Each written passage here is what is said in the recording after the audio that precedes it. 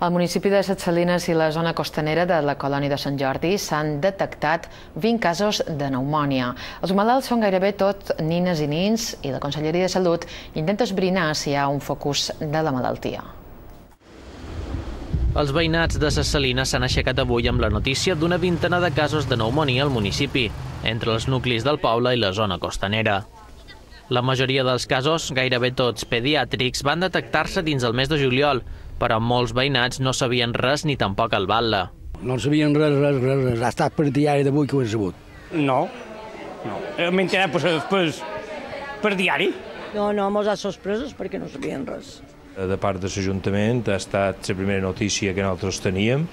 Com és lògic, ens hem posat tot d'un en contacte amb el centre metge de Ses Salines i la veritat que la resposta ha estat que des del Ministeri de Sanitat, o sigui, de la Conselleria de Sanitat, s'ha fet un informe, s'ha fet l'informe a premsa i ens han dit que verdaderament tot està controlat.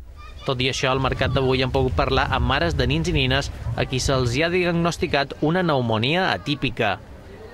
Expliquen que no han estat especialment preocupades perquè els seus fills no han tingut febre ni han perdut l'alegria. Sí, vam anar cap a Manacor i van fer les seves plaques, va tenir la seva pneumònia, però res, poca cosa. És que ni té febre ni té res, vull dir, no. No, estan bé. És que estan bé, realment estan bé. La Conselleria de Salut i Consum segueix el protocol previst per a aquests casos. Esperam que en els pròxims dies tindrem la resposta, però en principi la situació està controlada, els casos han anat apareguent paulatinament i no hi ha cap símptoma d'alarma per a la població. Ara s'intentarà esbrinar si hi ha un focus d'infecció a un lloc concret, fet en principi molt poc probable.